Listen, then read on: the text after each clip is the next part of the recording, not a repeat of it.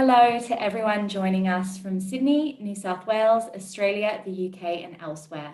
Welcome to this Australia-UK Chamber webinar held in partnership with the New South Wales Government on opportunities in the UK's low carbon economy, part of our Access UK series focused on supporting New South Wales and Australian companies to get up to speed and access new and emerging opportunities in the UK market. I'm Catherine, CEO of the Chamber. Thank you so much for joining us. The energy transition is one of the big challenges which our planet and economies face in the decade ahead, and the UK is one of the leading players in this regard. In 2019, the UK became the first major economy to set a net zero target by 2050. This ambitious target on emissions reduction is going to require a multifaceted approach from policymakers and industry on how we generate and use energy, how we achieve the right mix of energy technologies, how we consume resources, and how we do all of this in a smart, scalable, and cost-effective way. Later this year, the UK will host COP26, the most significant climate summit since Paris in 2015, and the UK's presidency of the summit has put climate change front and centre for the government's priorities, with more announcements and commitments expected in the year ahead. It's a hugely challenging and dynamic landscape here in the UK, and here to walk us through it with an introduction to the UK's energy sector and the changes taking place, as well as a case study on how to enter the UK and European markets from Australia, are our two speakers, Randolph Brazier, Director of Innovation and Electricity Systems for the UK's Energy Networks Association, and Darren Shippard, CEO for Aussie company Carbontrack, which has expanded its business to the UK and is doing great things in this part of the world. Joining them in conversation will be Kira Smith, New South Wales Trade and Investment Commissioner based here in London. A big welcome and thanks to our speakers, Randolph and Darren, and to our partner, Kira. So we're going to jump straight in and hear from Randolph of the UK's Energy Networks Association first. Hi, Randolph. Hi, Catherine. Based in London, but as you'll hear, originally an Aussie, Randolph is Director of Innovation and Electricity Systems at ENA, and he has over a decade of experience in the electricity and energy sector in the UK, Europe and Australia. He leads teams looking at digitalisation, engineering, future networks, innovation, low carbon technologies and resilience. It's a big agenda. And he's responsible for coordinating and delivering a broad range of strategic initiatives, including how networks can help to deliver net zero. Really excited to have you with us, Randolph, and looking forward to hearing from you. Brilliant. Thanks a lot, Catherine. I'll just share my screen. It's really good to be here. I'm actually originally from Armidale in northern New South Wales, so it's quite poignant. So hopefully everyone can see my screen now, and I'll just go full screen. So as Catherine said, I'm Randolph, and today I'm going to talk about what's happening in the UK energy sector and what we're doing at ENA. So as a company, the ENA, we stand for the Energy Networks Association, and we represent all of the gas and electricity networks at both transmission and distribution levels in the UK and Ireland. So you can see there on our screen, we've got our electricity members in red at the top, and then in yellow at the bottom, you've got our gas members. And today I'm going to be talking about what's happening with these guys and what transition is occurring, as Catherine hinted to in the introduction. So effectively what is happening in energy globally, but particularly in the UK, is that we're moving from a traditional one-way power system where power flows in one direction from large-scale generators or injection points on the gas network through the transmission network, through the distribution network, and then down into homes and businesses. We're moving from that to what we term a smart, flexible energy system, where we've got generators and different users of energy at all different levels and in all different places, including homes and businesses. And we're moving from a system of tens to hundreds of generators, for example, to millions of generators. And then you've got a whole range of big new technologies that are connecting to the energy networks as well, such as electric vehicles, for example. These changes are really being driven by what we call the 3Ds: digitalization, decentralization, and decarbonisation. However, as you'll see in a minute, I think without question, decarbonisation is the biggest of these. So as Catherine said, this is heavily supported by government policy. So we were the first country in the Western world to announce a net zero target by 2050. Government released an energy white paper, and Boris Johnson also released a 10-point plan at the end of last year, which is all focused on achieving net zero targets. This is also backed up in the UK by a very strong regulatory model. It's called the Rio model. I won't go into the detail of it, but it's effectively a performance-based or an output-based framework which incentivizes the right behaviors for customers as an output as opposed to focusing on the inputs. There are lots of strong incentives for new technologies, and we have world-leading innovation programs, which I'll touch on as well. And also we're using the COVID-19 pandemic as an opportunity to, in the words of the Prime Minister, build back better. And from an ENA perspective, we've supported this with our members by agreeing an additional £300 million investment in the networks to support effectively green recovery projects, covering a range of different sectors: electric vehicles, renewables, decarbonisation of heat, etc. So what is our progress to date in the energy space in the UK? Well, last year we had around about 43% renewables on the electricity grid. That actually goes up to around 60% for low carbon sources if you include nuclear power. And we're breaking records all the time, basically. In fact, every time I present this slide, it seems to be pretty much out of date, and I had to update it this morning because we broke our record for the most amount of wind on the grid a few days ago, actually. We hit 62.5% of the total electricity mix being wind. We've also got around about 500,000 electric vehicles on the roads, and we've got around 30 gigawatts, which is I think around about half of the installed capacity of the generation connected to the distribution networks, so connected at lower voltages at a local level, and around 85% of that is renewable energy, mainly wind and solar with a bit of hydro in this country. We've got the world's largest portfolio of hydrogen projects, and that's what the image is on the right. We're testing all aspects of hydrogen, so blending it to the gas grids, testing it in homes, testing the production of it, etc. And we're also, which I'll talk about in a few minutes, where we've launched these local flexibility markets, which are energy markets that are basically based on a local postcode. And these are the world's largest currently.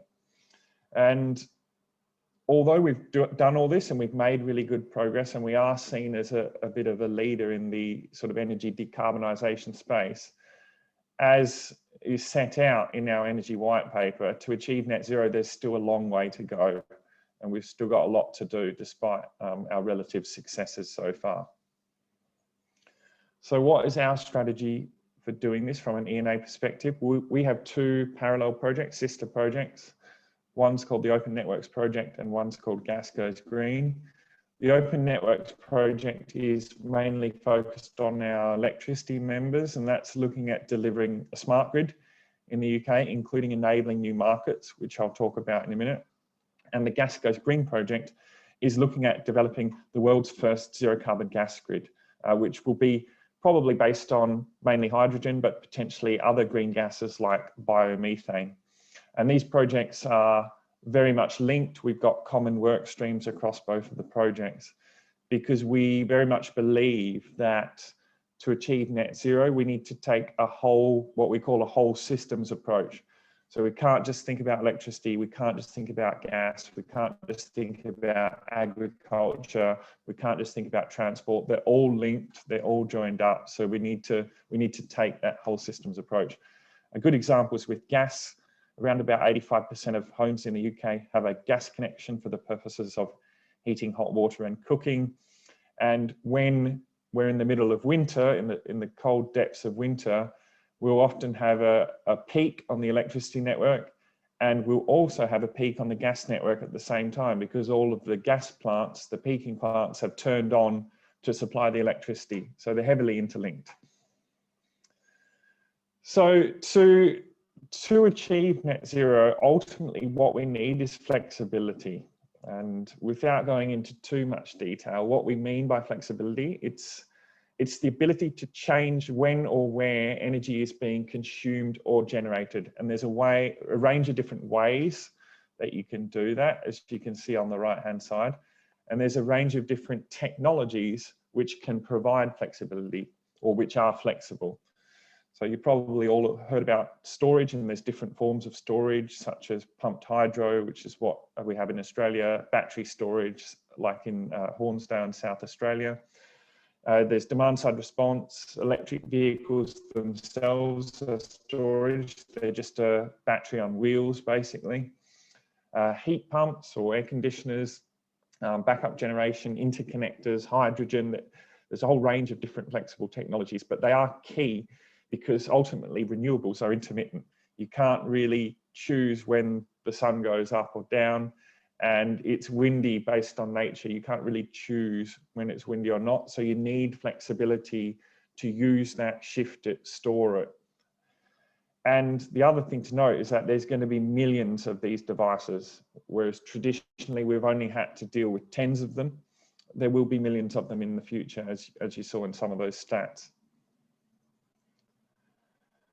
So with all of these new technologies and with this flexibility, you need a range of different markets, and there's a range of new opportunities with these new markets.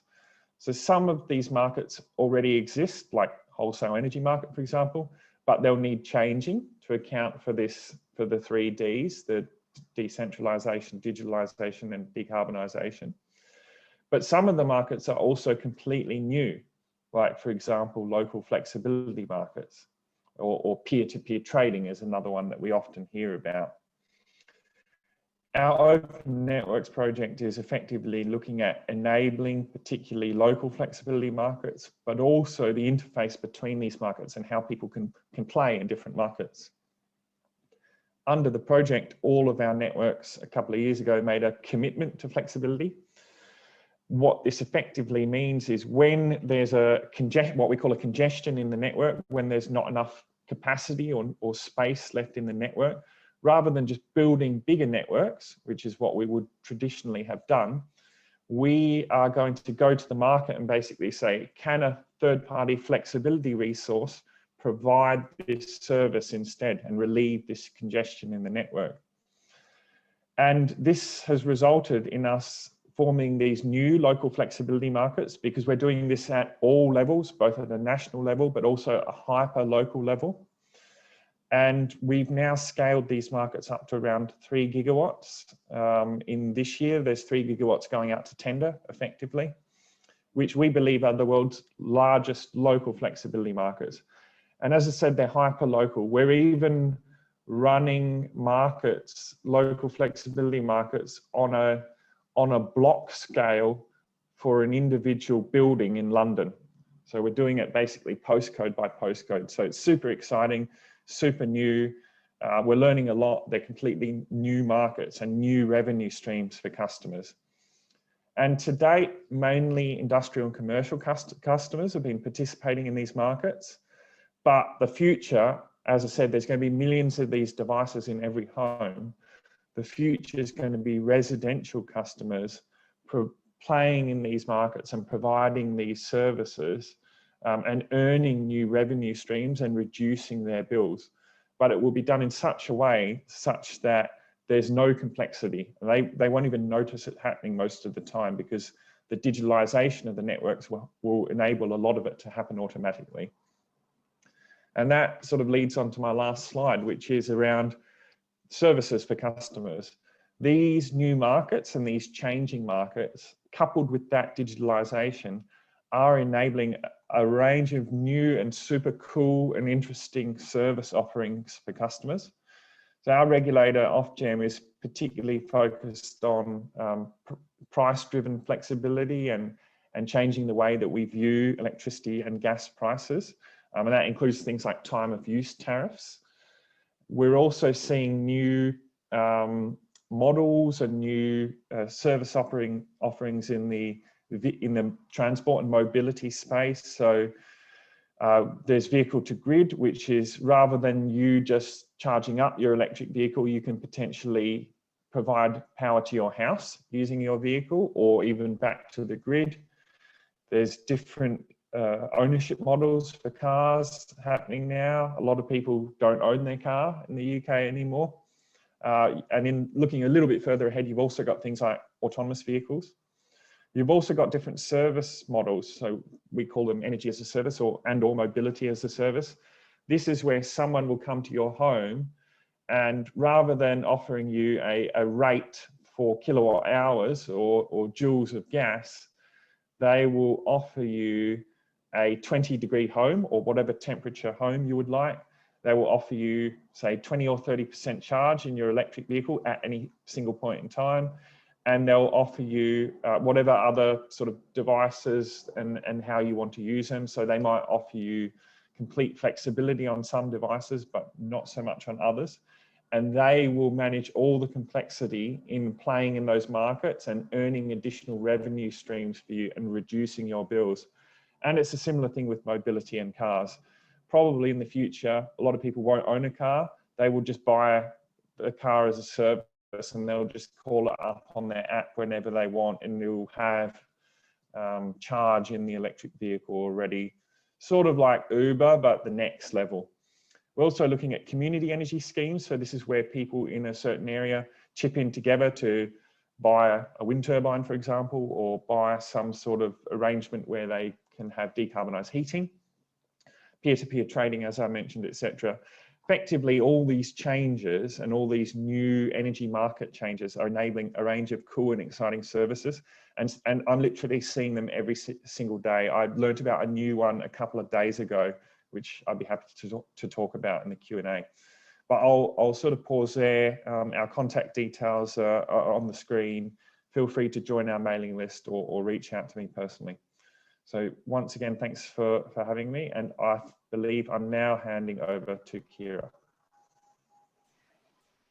Thank you so much, Randolph, for just a fabulous presentation that covered a huge amount of ground and gave us a window into the growing opportunities associated with the creation of new flexible energy markets. You're quite right. We're now handing the screen to Kira Smith of the New South Wales Government. Hello, Kira, who is going to be joined in conversation with Darren Shippard, CEO Europe of Carbontrack. Kira, hello, welcome, and over to you.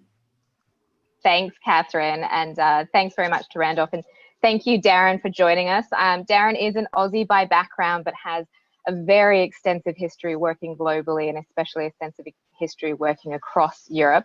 There is almost too many things, or there is too many things on his resume to talk to you about, but he definitely has a lot of expertise, not only in the entrepreneurial, digital transformation, investment advisory areas, but also in the clean tech and the enabling of clean tech through financing. So we're very lucky to have Darren.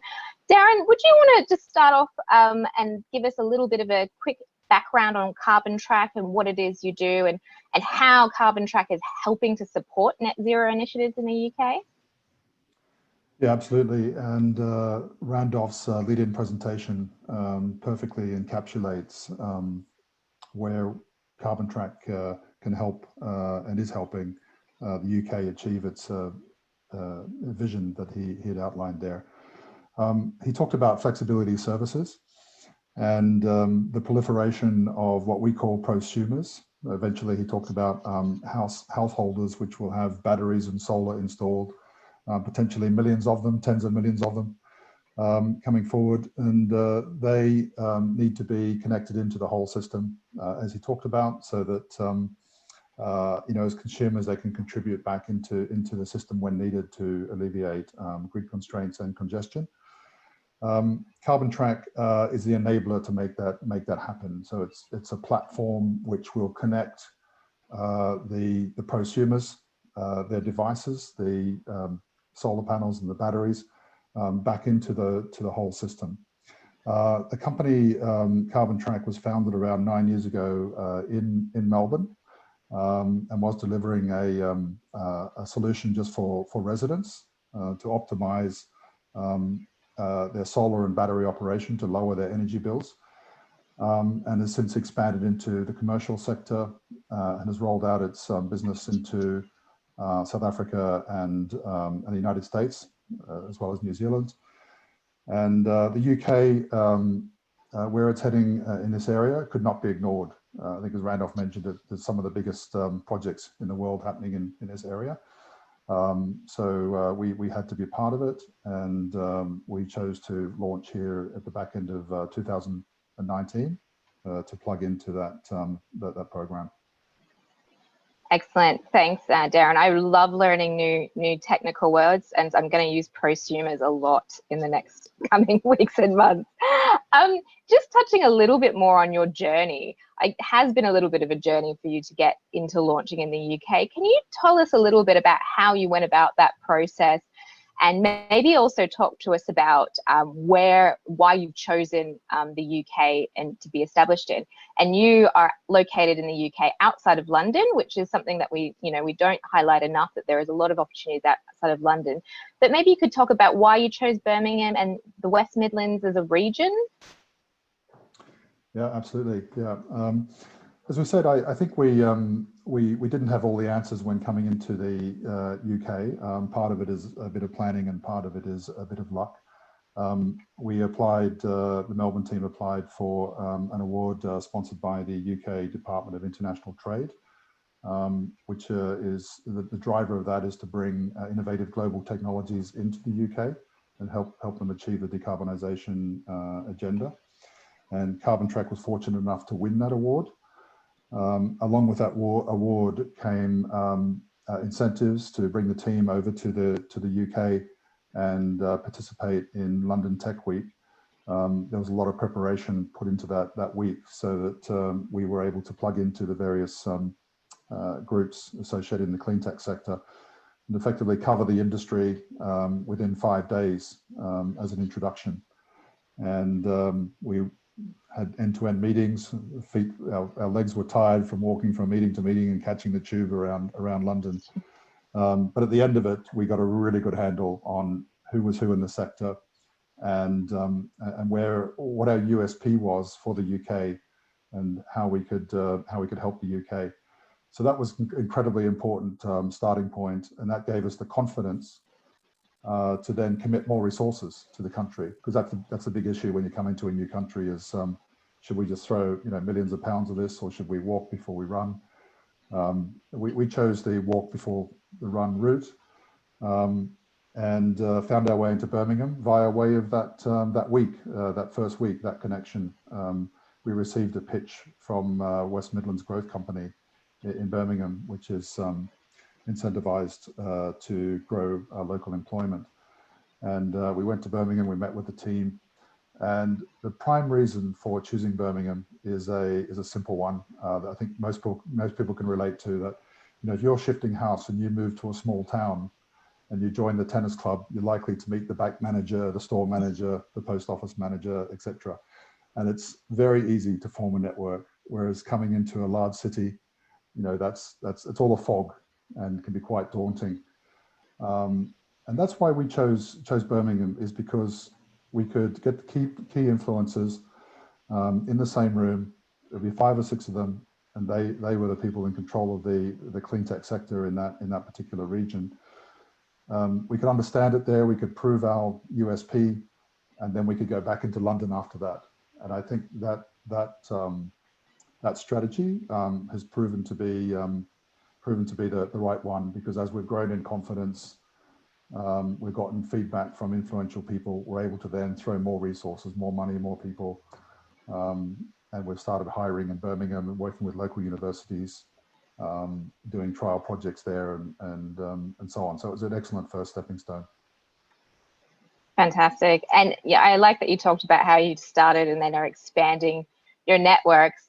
A lot of companies here who will be listening to this like to think about the UK as a stepping off point to Europe, or at least they have in the past. Can you give me some idea about if you're using the UK as a stepping stone into European markets, or if you think that's easier? And then maybe what are some of the really key regulatory differences between the two markets, especially now since Brexit, and it's getting just a little bit more complicated? Yeah, I think that's a really interesting question, and our strategic intention is very much to use the UK as a launching pad into Europe. And as easy as that sounds, we've somewhat found ourselves nesting in the UK because the opportunity there is so large. And I think Randolph encapsulated it perfectly. I really believe the UK is leading in this clean tech sector. There's a lot of money being thrown behind it. It's very fast moving, very innovative. And we, despite earlier thoughts, we haven't felt the need yet to pull ourselves into Europe, although ultimately we will, because the flexibility services that Randolph talked about are also being rolled out in Germany, France, and Nordics, and they will be ultimately important markets to us. But the innovations we develop out of the UK will be transportable into Europe. And in the UK, you know, it's a small island. It's 60 million people on a small island. You can get to most places on a train within 2 or 3 hours, and a lot of the events, you know, center around London, for example, where in a single day you can walk from one meeting to the next and cover all you need to cover in that small area in a short period of time, as opposed to Australia jumping on a flight from Sydney to Perth. Or you know, it's a very large industry in a very condensed environment, so you can be very productive with your time. Ultimately, Europe, to play in the European market, you do need to have a presence in those countries. You can't call the European market a single country. You know, you have to really address each country individually. So that's not only from having a presence and showing commitment, but also speaking the language, you know, adopting your technology to local language, and building collaborations and partnerships in those countries. So that takes time and that takes additional commitment. And the UK is again a great starting point, because as Australians we can assimilate much more quickly than perhaps some of the other European countries. Yes, thanks, Darren. I mean, it does mean you have to start eating Marmite, I think, if you're talking about assimilation for Australians, but it's a small price, a small price to pay. I just wanted to touch a little bit on what you thought of the opportunities. Randolph, you know, talked really greatly about where the roadmap is and where the UK is going. But there are probably some areas of the roadmap that the UK still hasn't got its head across about how it will deliver it. And there are areas which probably the UK still is struggling with in terms of expertise. Did you have a sense of what the opportunities in the UK might be right now in the clean tech market? Yeah, I think, and one of the reasons we're so excited is that the UK is incredibly open with respect to participating in innovation, and also getting accessible funding to participate in innovation. So we're part of the journey. So it's not a case of sitting back and waiting and seeing where the UK is going. We're part of the solution, or finding the solution, solving the problem. And that's something that I've found really refreshing. It's a fun industry to be part of. It's very open and very collaborative. And so the solutions to the problems will be developed as part of that process. So I would set it against, you know, going into a country and investing a lot of money and a lot of time in research and development, and then trying to find a market, as opposed to you know, being part of the system and developing the solutions sort of from the inside out, and receiving funding to do it. We were fortunate enough to be successful on an Innovate UK grant, which is allowing Carbontrack to adopt its solution to the UK market. The UK market has been deregulated in the energy sector. There's a lot more players. Randolph talked about you know, different markets opening up all the time, different contractual structures, different business models. And so we had to adapt, our technology, which had been applied to a fairly simplified structure in Australia and New Zealand, to a very complex environment. And we were fortunate enough to win this Innovate UK grant, which provided us the funding, around £500,000, I think it was, as a consortium, and the connections that we needed to pull the solution together, and a safe environment from which to test and refine and market our solution. So you can imagine trying to do that without that kind of support. Trying to convince your investors, your shareholders, to take those risks. What we're able to achieve over a 6-month period without the help, I think, would probably have taken a couple of years, and may have been very, very off-putting. I've been blown away by the opportunities to and the support we've been given to make a success of this, which would have been very difficult by ourselves. Yeah, I completely understand that. Support's really important. Thinking about that support, and it's coming from, you obviously provided support, but you delved right into the market and you looked at the complexity and, adapted. The G7 summit is coming up later this week, and COP26 is later in November. There's obviously going to be a lot of pressure put on to drive, more global climate change reform. Is there a way that you think companies should be looking at either of these summits or either of these conferences, and how they should look for opportunities in which they can respond to, is my first question. And then also, is Carbontrack have any key focuses, just to give us the inside track on what you might be looking to do to complement any of the strategic initiatives from these two events? Yeah, I think it's understanding, as a company, understanding your role in the big picture and where we're trying to go. In the UK, the plan is to decarbonise or become carbon neutral by 2050. And many organisations have more aggressive targets, like 2030 or 2035. And 2030, when we look at it, is only 8 years away. And Randolph talked about the switch to hydrogen from natural gas and the amount of infrastructure investment required to switch 85% of heating over to a renewable source. That is a massive amount. We're talking pipes, we're talking generation sources, storage sources, all which have to be built in the next 8 years or so. And that process is just starting right now. So you look at an individual organization like we're working with universities. Those universities have targets of 2030, 2035. And to make the sort of investments to become carbon neutral, we're talking big amounts of money. There was a university we're talking to this morning, which has requested a £15 million budget to decarbonise. So it's I think it's understanding where you fit in the big picture. Starting with government is a good place to start, because government have to set the leadership. They have to show the rest of industry what to do. So we are plugging very much into the councils. There are national programs, but there are also a tremendous amount of regional programs driven by councils, which are well funded.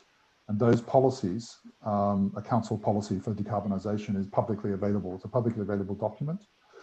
And you can knock on the door and get a meeting with the people involved behind those policies, and obviously help them understand, where you fit in helping to achieve that policy, and then following on from that, getting access to funding. So there's a tremendous amount of funding available for equipment, for putting the equipment in, putting the infrastructure in, but then we have to run the system. So it's no point converting to hydrogen, from natural gas if your energy bill triples. So there's a second phase of opportunity around, optimizing usage to deliver carbon neutral at a reasonable cost. And most of our clients are asking us other ways of decarbonising without increasing the energy bill at all. And that comes from optimization, and it comes from trading surplus energy back into the whole system and having that income offset your costs. And that's really the zone that we are focusing on. Fantastic. And that's obviously a very important zone to be in, because as Randolph mentioned, the next time somebody comes around and tries to sell me heating my home to 8 degrees because I can't afford 25 will be the next time I cry. So thank you so much, Darren. I might just invite Randolph back to the virtual stage just for a few wrap-up questions as well. Randolph, thank you so much. I just wanted to get your viewpoint on a little bit of the background or the history in the UK, especially for some of these Aussie companies who are joining us, who might not understand, the UK has declared itself, so it is self-declared as the climate change leader globally. But this wasn't the case, 3 or 4 or 5 years ago. What has been the reform in the UK, or what have the changes been to make us come to this point where there is such a heavy focus?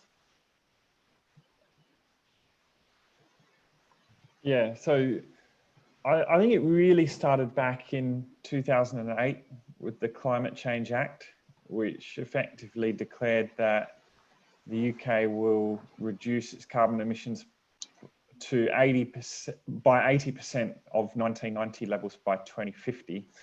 And then part of the Climate Change Act, it basically required legally binding carbon budgets to be set to effectively set the roadmap out to get to 2050. However, that was a really good starting point, and that triggered a lot of the innovation funding and a lot of the support mechanisms that Darren also mentioned. But I think it really, really ramped up to the next level when Theresa May announced the net zero targets as the first leader of the Western world to announce that. And that really kick-started things, because with the 80%, we still thought, shipping, aviation, some of these hard to decarbonize areas, they don't really count. We're not going to worry about them. But net zero doesn't really allow that.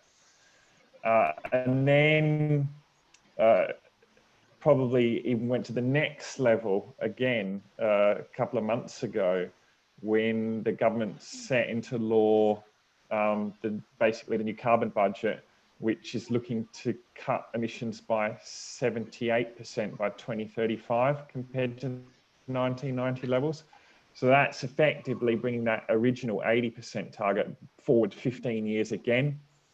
We also had they call it a phase out, but it's effectively a ban of diesel and petrol vehicles by 2030 as well. That was set around about a year ago. So all of these sorts of things are what's really driving it.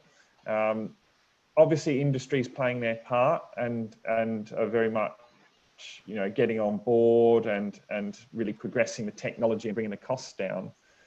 But it has been the policy that's historically driven it, and then that's been backed up in the actual regulation as well. Great, thank you. And Randolph, you mentioned in your presentation the UK's policy Building Back Better, and the £300 million fund that is, to help through a post-COVID recovery, focusing on green and low carbon technologies. What do you think this funding means, or this new policy means, for companies who are yet to enter the UK market, and specifically if you know about Australian companies? And then I'm going to hand over to Darren to answer the same question. Yeah, so that £300 million specifically, that's for network investment. So that's effectively investing in the electricity networks to help these projects get connected. So what it would do as an Australian company or someone else who's coming across here, if they have a green asset and they want to get connected, it would effectively reduce their costs of connection to the grid, which can be one of the biggest barriers, particularly in the UK.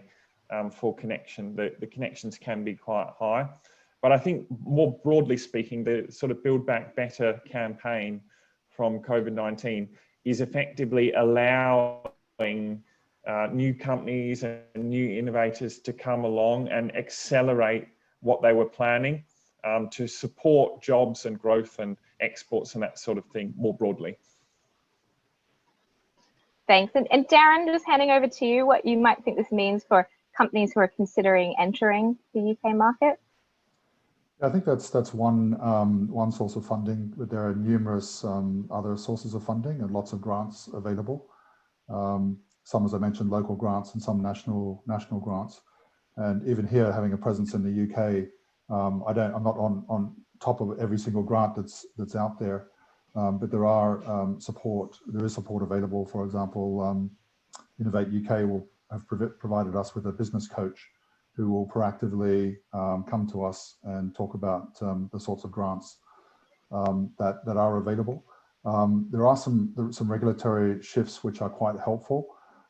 At the moment, there's a push around open energy and open data. So following in the same footsteps that the banking industry went through a number of years ago, where you had an industry, a very closed industry, controlled by a small number of large banks. That's been broken apart now through deregulation and open banking, which allows new entrants and innovators to participate in the banking system, to plug into the banking networks, to get access to banking data. And that now is happening in the UK with energy as well. So it's much easier now to come up with a new business model, a new innovation, and plug into the whole system. So yeah, I think there's lots of opportunity there for Australian companies coming into the UK. Fantastic. And thank you, Darren. You've almost answered my wrap-up question, which I'll ask both of yourselves online, is if you could name just one policy lever that we currently don't have or don't have in a big way in the UK that you think would really help accelerate the low carbon economy, what would it be? And then your very short answer to what is the biggest opportunity in the UK. Maybe we'll go Darren, then Randolph. Right. I'm not sure about a new policy lever in the UK. I'm pretty impressed with what they're doing here. I think we could probably have some new policy levers in Australia, perhaps, to accelerate the decarbonisation program there. Yeah, I think the biggest opportunity in the UK is really solving the problems, the blockages associated with decarbonising in such a short time frame. So I think it would be, understanding what your unique selling point is. Certain sectors of the market are quite crowded, so coming in with a Me Too approach is not necessarily something that's going to work. But if you really have a unique selling point, and then able to tie that into the decarbonisation agenda, then I think it's definitely worth a try. Yeah, and from my perspective, I couldn't agree more with Darren that Australia definitely needs quite a few levers pulled. Maybe take some of the leaves out of South Australia's books with what they're doing. But in terms of the UK, from an energy perspective, carbon emissions have historically been roughly split a third between electricity, transportation, and heating. Electricity, like I said in my slides, pretty good. 43% on renewables on the grid last year, 60-odd% with nukes. Transport, although the volumes of low carbon vehicles are low on the roads, only around about 500,000, the sales rates month on month are double digit. So, and we got the policy there with the 2030 phase out. So that's going well. The issue is heat. There's no real policy on how to decarbonise heat at the moment. We're spreading our bets a bit, but there's no clear path. So I would say that my policy lever would be a decarbonisation of heat policy lever. Fantastic. Thank you. And thank you so much, Randolph and Darren, for your insight and expertise. The companies that will be watching this really do value this insights, and especially coming from two Aussies who have have real in-market experiences, really greatly appreciated. I just wanted to finish off by saying thank you very, very much to the Chamber. The Chamber is always running very interesting and very informative events, and hopefully this has been no different. And we hope to see you next time as part of our Access UK series. So thank you, everyone. Thank you. Thank you.